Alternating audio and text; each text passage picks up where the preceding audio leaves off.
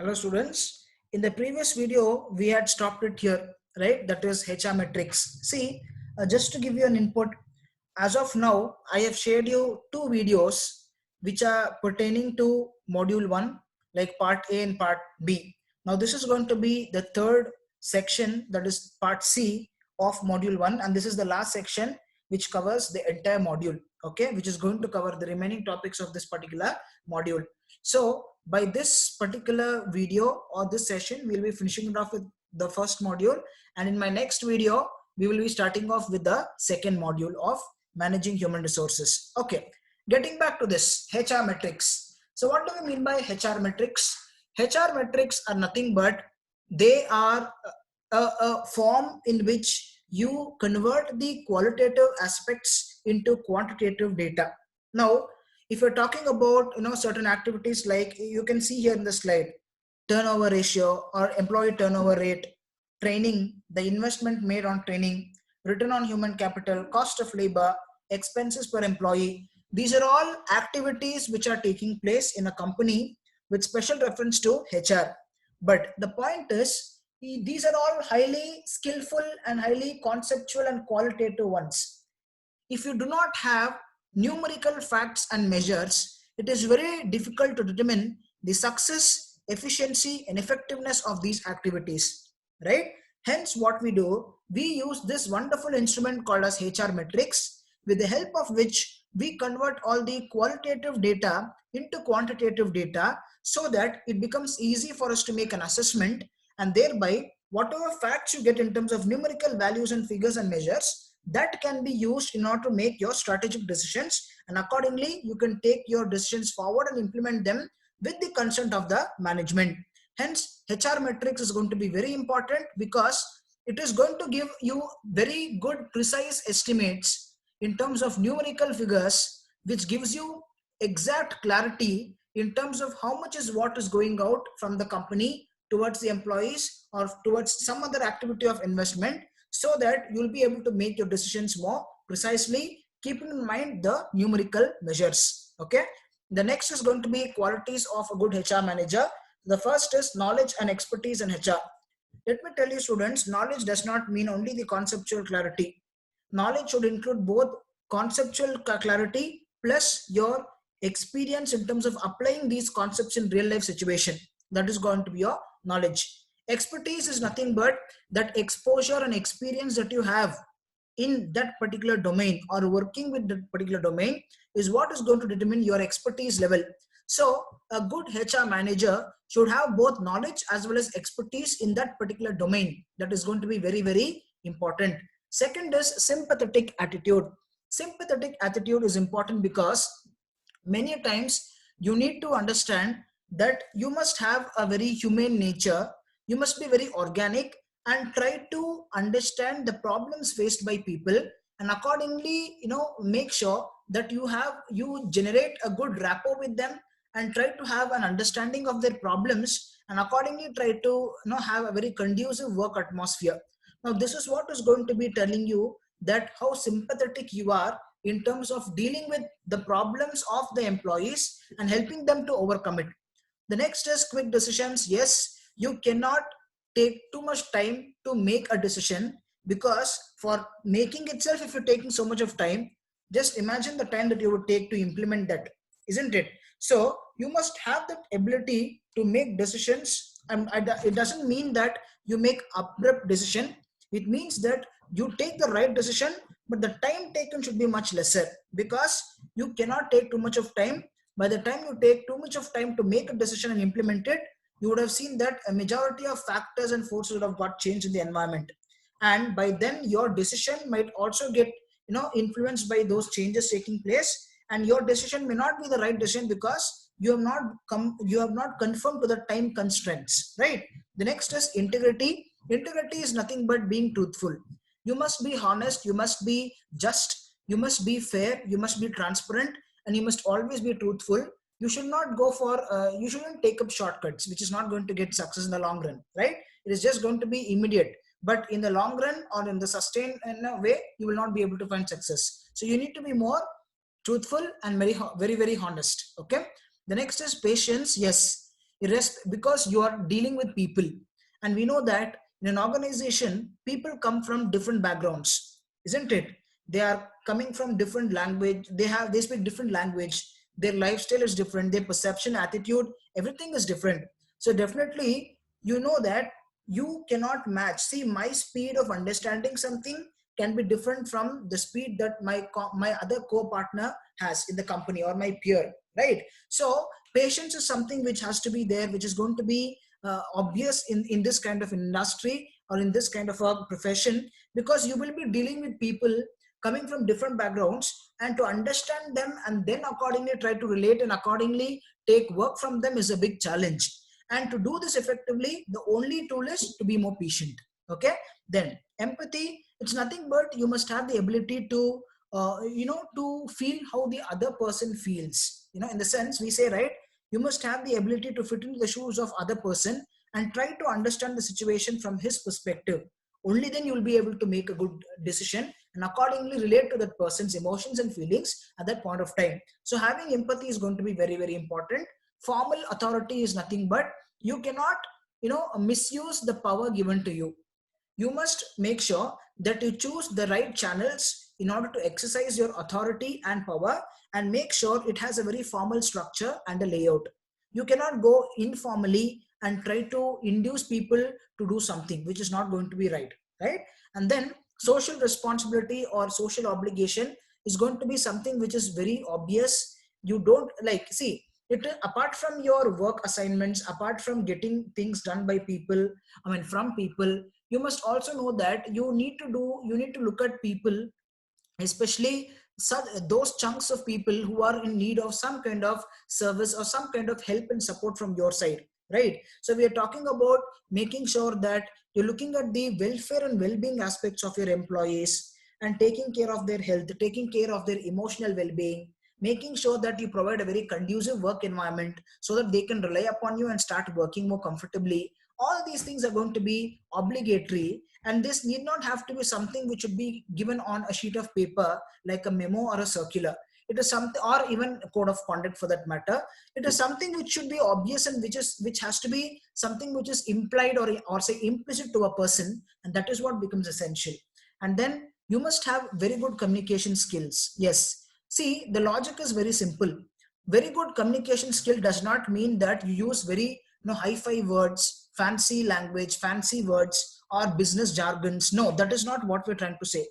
Good communication skill simply means you must have the ability to help people or make people understand what you wanted to tell or what you intended to say. That you must be able to clearly convey to the concerned employee. If you are not clear in terms of what you want to tell or deliver to a concerned party or an employee, then he does not understand. As a result, he has misunderstanding, or he ends up assuming that this is what you came to tell, you came to say, and he might take up his own course of action, right? So communication skill is very, very important. Communication skill does not mean you need to use a very fancy language or hi-fi words. It means that you must have the ability to help the other person understand what you want to tell him, how you want to tell it, and what you expect him to do from that in terms of what he's supposed to do in terms of rendering a service or his reaction to that communication that you're giving from your side.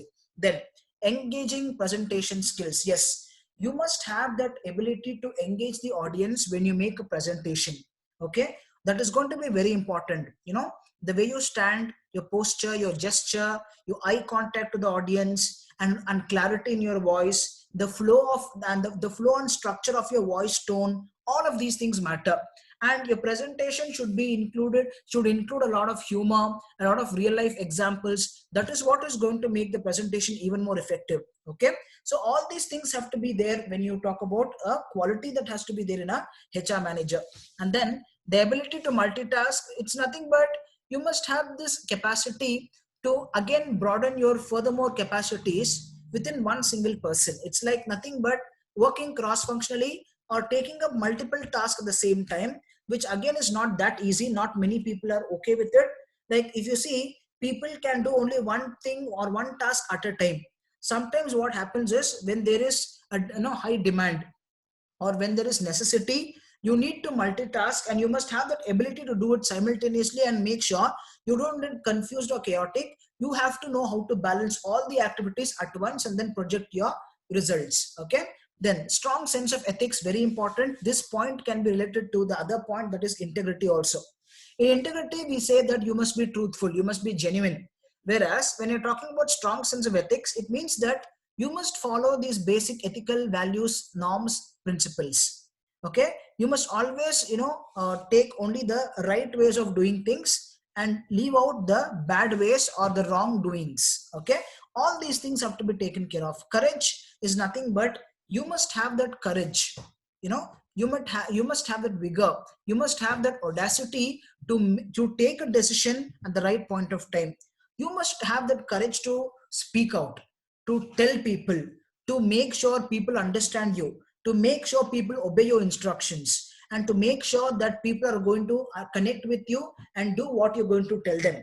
All these things are going to be very, very important. And for that, you must have the self-confidence. Only then you will be more courageous. Okay. And then you must have strong conflict management skills. It's obvious, right? See, you know that, again, going back to the same points which I've already discussed, in an organization, you are going to have, or you're going to work with people who come from different backgrounds, cultural background, geographical background, ethnic background, right? So definitely there can be, personality clashes, attitude clashes, ego clashes on a larger scale. Now, in this kind of situation, how do you handle the situation? How are you going to handle the misunderstanding, which is then further going to be stretched to become a conflict? And if it is further going to be stretched, it assumes the power, or it assumes the shape of that of an industrial dispute. Okay. So you must know how to effectively handle, conflicts or any kind of, disturbances that is going to take place between employers and employees in the particular company. The next is leadership abilities. Yes, you must set a standard for yourself. You must practice before you preach. Okay. So you must have that charisma in you, which is going to influence other people to follow what you say. For that, you must first set up a standard, and that is when people look up to you and they are going to follow you. So you must always provide a platform where you need to make people to become their own leaders. And for that, you must first be a good leader. You must have all the traits of a good leader, and that is when you will be able to have command over all people working under you. Ability to motivate others is nothing but, see, sometimes there may be situations and circumstances where the employees might be low emotionally, or they may not be feeling well sometimes because of physical work stress, or even in a mental stress or whatsoever. But the point here is, you must find out ways in which you can motivate and push these employees to do much better.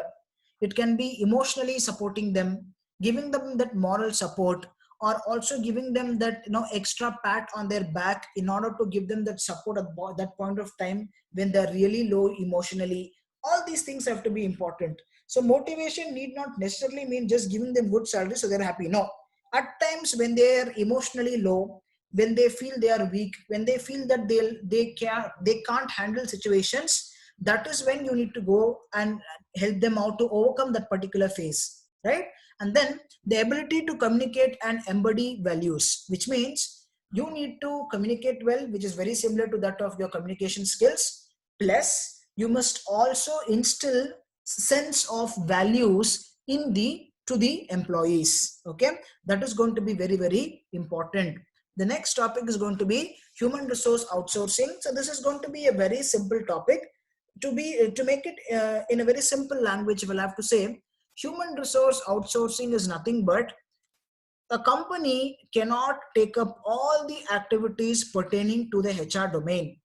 There are some activities or functions of the HR domain which has to be done by some third parties who will do it and give it to you in return for some commission or some fees. And for such kind of activities which we get done by a third party, instead of we personally doing it with the help of our own human resources, we call it as human resource outsourcing. Majority of the companies take up HR outsourcing activities as a priority task because they feel it is much less expensive to get a task done by somebody else who's good at it rather than we doing it and then finding a failure in it, right?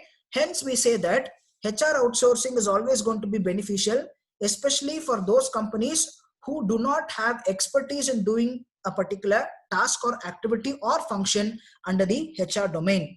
And such tasks and activities can be taken by a third party who is an expert in doing that, and he will do it and give it for you. In return, you will have to give him the charge that he expects in terms of remuneration or commission or fees. Okay, this is what we understand by HR outsourcing. So the remaining points are given here, students. You can go through it. Apart from that, I will also be sharing you the PPTs once I finish this particular module. Then, so technically, HR outsourcing is broadly divided into three categories or three types. First is called as application service provider, ASP. Second, business process outsourcing, BPO. We all know this. And third is total HR outsourcing. So let us see the examples under each of these. Number one is application service provider.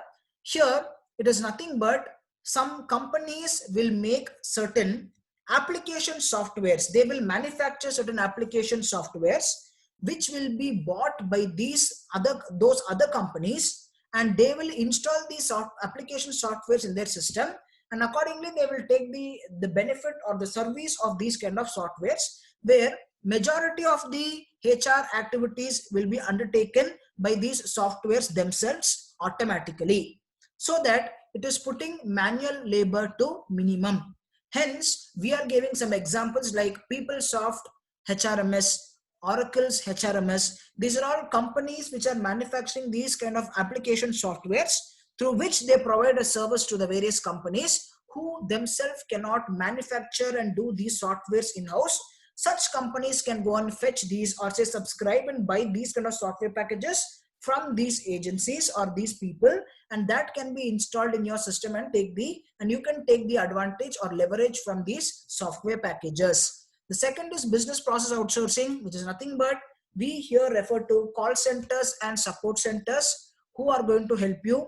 For example, these call centers help you in hiring candidates. They help you in finding the best of candidates to meet the company's demands in terms of the vacancy which is already created in the company, right? So all these kind of services are being offered by the second, that is your call centers and support centers. And the third point is your total HR outsourcing. So what do we mean by this? The entire HR function is run by the service provider. There is no specific HR department in the organization. Here, it simply means that we are not in any given organization, they will not have a HR department separately. Instead, they will take up the entire HR domain related activity outsourced from some other company or some other agency which specializes in doing so, and accordingly they will run the company. Now this is what we understand by total HR outsourcing. The next is going to be HR audit. So students, we all know auditing is going to be something very, very important, right? So auditing is like, usually we listen to this term auditing or audit in financial language, right? In finance, right? It means auditing is a process of verifying and validating the books of accounts and the financial statements and various other documents which have already been made and kept ready. Okay. Similarly, here HR audit is nothing but we will have some key personnel who are going to come and check the various activities that are taking place in the HR domain in order to see whether these activities are taking place according to the plans made by the company, and they are going to compare and contrast the actual activity with respect to the standards set by the company's management, so that they will be in a position to find out whether the activities and tasks are taking place correctly or not in this auditing session. After the session, they will identify the gaps. They will find out that certain activities have been recorded in that particular report, but those activities have not at all taken place, and so on. So like these HR audit people, they will have their own experience and expertise based on which they will find out where the flaw is or where the error is. They will detect these errors, and they will also come up with ways in which they can provide you solutions to overcome these errors. And let me tell you, if they find that certain things are being have been fabricated or manipulated, then that can have negative consequences for those people who are involved in such task and activity. So this is what we understand by HR audit. It is also to check and control and to understand how well activities are being done, whether the concerned parties are pursuing their duties accordingly or not, whether they're taking up the task seriously or not. On all these aspects, they will be checking verification, validation that happens. That is what we understand by HR audit. Then the next topic is human resource information system. I have already told you, right?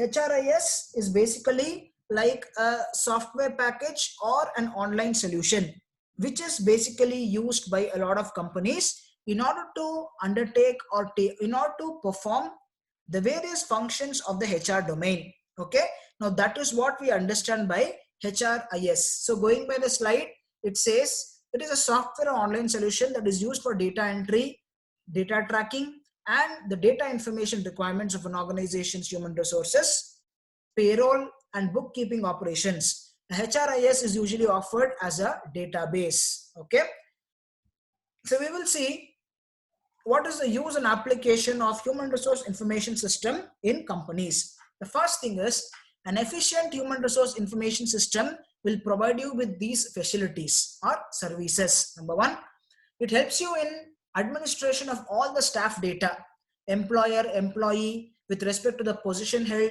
with respect to the salary, responsibility, role, designation, and so on. So reporting and evaluation of staff data, which is nothing but they will make sure that whatever data has been collected, that will be converted in the form of a formal report, and then they also will take up evaluation activities and procedures to check and validate the various data or various functions performed by the staff of the company.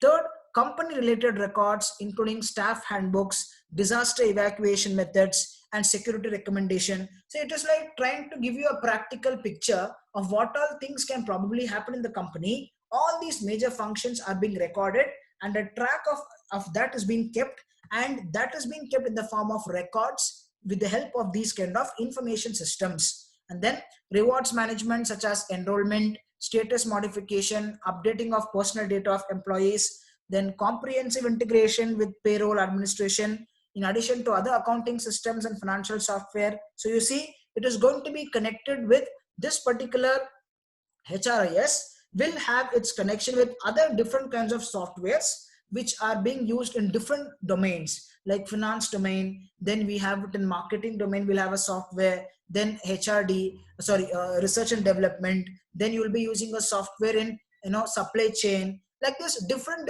domains. I mean to say functional domains. We will be using different kinds of softwares through which you will be able to make your tasks more effective, quick, and fast. So this HRIS is something which can embed itself with all of these softwares, so that there is free flow of communication and data availability, which can be done by anybody and everybody who has access to this particular software. And then applicant monitoring and resume administration is also being taken care of with the help of HRIS.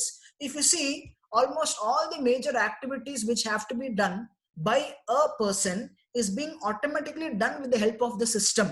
So this is actually putting down the involvement levels of human beings in terms of reducing the manpower, or reducing the manual labor and replacing it with machine labor with the help of technology and software applications. Then the next is, again, it also an effective or an efficient HRIS helps an organization to track certain things automatically. Number one, you can keep a track of the pay scale history of a particular employee or a group of employees. It helps you to identify facts regarding positions and pay grades, overall performance development strategies used by the company at different points of time, coaching obtained, who gave the coaching, how many people were coached, how much money was spent on this coaching process, and then disciplinary actions which were taken, on what occasions, for what purpose, what was a disciplinary action all about, for what reason was this initiated, and then personal staff data, their personal information, and their key staff succession plans, how this was done, what all plans were taken up, how much money was spent or invested for this particular task or activity, and then identification of prospective staff. So how did we find prospective staff? Who are these prospective staff?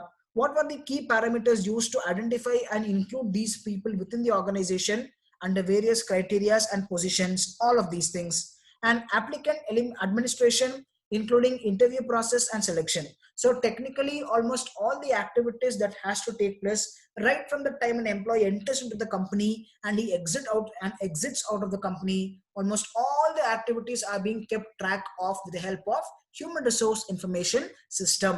The next topic would be human resource planning. To make it very simple, human resource planning is like a systematic process whereby we are going to make an assessment or a plan regarding what should be the total number of people in terms of quantity, and what should be the qualification criteria and other skill requirements in terms of quality, which is required from the employees for a company, so that they will be able to match all the jobs which are being kept vacant for a considerable period of time.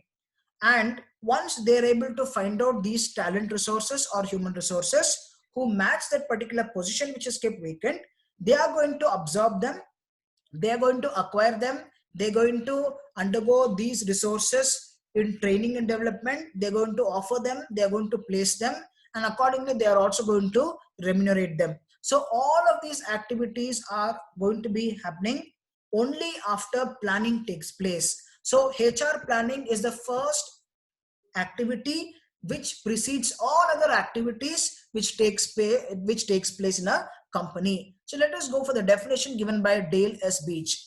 It is a process of determining and assuring that the organization will have an adequate number of qualified persons available at the proper times, performing jobs which meet the needs of the enterprise and which provide satisfaction for all individuals involved. Here it is very self-explanatory and obvious that it is just trying to say that you have to get the best of best resources, people, so that they are being kept, they are placed in the right job, so that they are doing their task on time and overall satisfaction is achieved, so that there is a match between what the company wants versus what the market is delivering in terms of talented resources who occupy the seats of the company. Okay, then meaning it is alternatively termed as manpower planning. It's a process of systematically reviewing HR requirements to ensure that the required number of employees with the required skill set are available when they are needed. Getting the right number of qualified people into the right job is going to be the crux of the problem here, which is nothing but that is going to be the main focal point which has to be kept in mind, and that is the centric element which is going to be important in HR planning. Then HR planning as a source of information. Why do we say HR planning can be used as a source of information? Now that statement can be justifiable with the help of these points. Number one, forecast future personnel needs. Personnel means people, okay, human resources. Yes, with the help of the tool called or with the help of this process called as HR planning, we will be in a position to better forecast what will be the future people requirements, like how many employees will be required for the next year based on what is available now, based on what all vacancies can come up next year. Accordingly, you will be able to decide what you want now itself, so that by next year, by this time, you will have all those people working for your company. So within that, till that time, what you will do is you will go for recruitment, you will go for selection, and then placement, all induction, orientation, all these things will take place, right? So it helps you to give you clarity on that. Second is cope with change, which is nothing but we have to make sure that we are very, very dynamic, keeping in mind the changes and requirements that is going to take place in the market, right? Sometimes the market has adequate or abundant supply of talent resources or human resources. Sometimes it has less supply, sometimes it has no supply. So at that point of time, what alternative strategies does the company have in order to cope up with this change that is taking place in the market is going to be important. And for that, this instrument or tool helps you to better handle yourself in a much more effective manner under such times of crisis. The next is creating highly talented personnel, which is nothing but it helps us to identify the employees. First of all, the first thing that we do is we choose those employees who have very good skill set in them. Okay, number one. Number two, what we do is we further polish these available talent resources or human resources by instilling in them some training and developmental programs and sessions, so that we get the best of talented personnel for the company. So that creation is possible without cannot be possible without planning for what is required for the company. Then protection of weaker sections is nothing but here we refer to people who do not have that requisite levels of skills, and that is how planning helps us to identify such people and make sure that you give them the right amount of training so that you'll be able to convert them from unskilled or semi-skilled to skilled. Then international strategies. Yes, whenever a company is planning to diversify its operations, or if you want to expand your horizon and try to take up the HR activity in some other area or some other place or some other city or some other location, accordingly you must find out the best of best strategies practiced in those countries. Only then you will be able to incorporate those strategies in your existing company's framework. Thereby it helps you to get the best of chunk of talent resources for your company. And then foundation of personal function, obviously yes, this is going to be a foundation or a basic element without which nothing happens in the HR domain. Without people nothing happens, right? So for you to have people first, you need to go for planning. Only then you will be able to accumulate and acquire talent resources, and only then you will be able to take up other major functions of the HR domain. And then increasing investment in HR, obviously yes, HR planning, it helps you to increase the investment in HR because you are actually doing all of this to get the best of talent resources. So for example, if I'll have to explain it to you in this way, in order to do HR planning, we need experts. There is a lot of systems and functions in place which are going to support you when you do this activity called as HR planning. Okay. Now, this is going to, whatever happens right in the HR planning exercise, all of this includes something called as money expenditure or investment, right? So increasing investment in HR is nothing but when you spend more for doing these kind of activities, you are actually trying to get in talented resources who in return is going to get very good amount of business for your company, and that is how you will be able to increase your investment in the talent resources or HR. Okay. And the last is resistance to change and move. Yes, there is this resistance to change and move, which is basically an obvious thing that happens in companies. So such kind of resistances to change can be easily identified. For example, in planning, what we do is we know that we are looking out for the best quality and quantity of people required.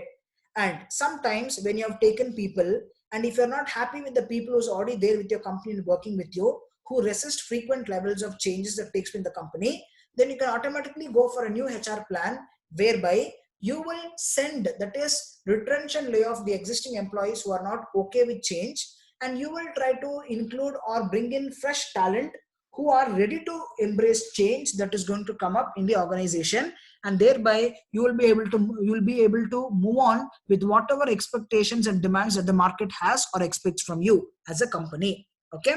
The next topic would be HRP process or system. So if you see, this can be an important question for your exam, and you have to make sure you draw this model and explain for your exam also. Okay. So the first is we always go from the macro element to the micro element, right? So the macro here starts with the business environment, where we are talking about the environmental factors like PESIL, political, economic, social, legal, technological, natural, ecological, and how are these factors actually having an impact on this particular system or the domain on the whole.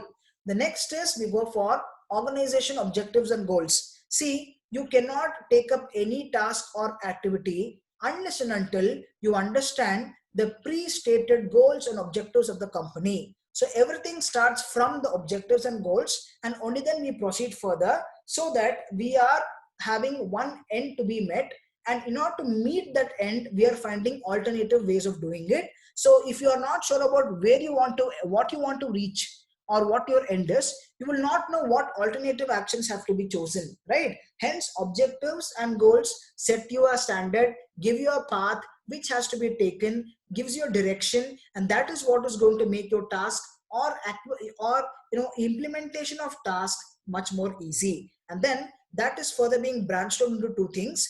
On the left side, we have manpower forecast. On the right side, we have manpower supply assessment. See, manpower forecast is nothing but forecasting what is going to be the expected level of manpower which is required or needed by the company, which is nothing but what is the demand which is coming from the company's side for the number of people and the quality of people or type of people required in order to fill up the vacancies which are kept vacant in the company. Now, on the right side, we have manpower supply assessment.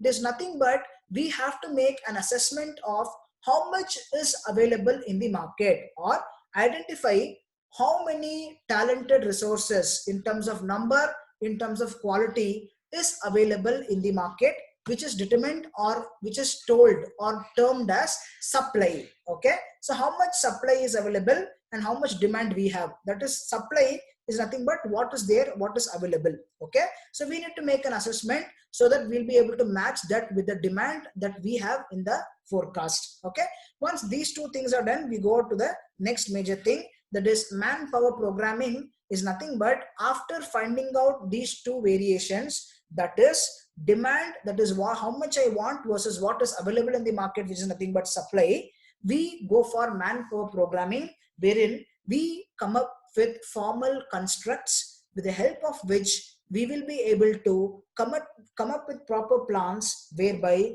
we will be able to design a framework within which you will be able to decide how much we want and how much is there in the market, and based on that we will work out on innovative strategies which will be used in order to set up a standard framework which is called as manpower programming. Okay, and after that it's like a plan which helps you to detailedly know how much I want and how much is available, and according to demand and supply condition, we are going to come up with a program or a plan which helps us to put that into the next phase called as implementation, where you execute this plan which is being made based on the assessment of what demand we have and what is available in the market in the form of supply. And once implementation is done, we go for controlling and evaluating the manpower requirements according to the strategies which are being used by the company. We keep a track of all of these activities in the form of a sequence. We control it, and we also make sure we evaluate the success and progression rates based on whatever activities we have taken up from the beginning.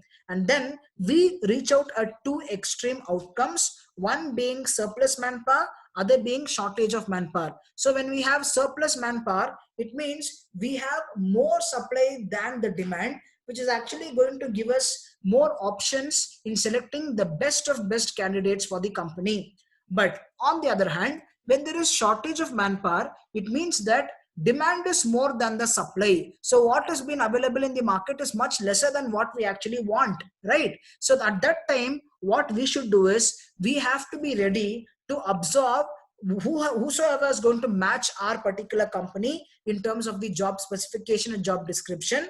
And we need to make sure that we give adequate number of training in order to further polish the skill set and the experience and expertise levels of the employee. So that is what is going to happen when there is shortage of manpower, because we cannot run the entire company with the help of machines. Okay, for example, if you're talking about robotics, artificial intelligence, or even if you're talking about including any kind of technology which is going to do entire activity all by itself, that is not going to be possible, keeping in mind the existing financial conditions and financial resources of a company. It might be a burden for such companies where they do not have that amount of money, right? So what we do is we need to make sure that at least whatever is available in the market, I mean to say the supply, from that you need to take up the best ones and at least average ones and impart them some skill and training, further polish their skill set. Thereby, you will be able to grow the company along with these talent resources or the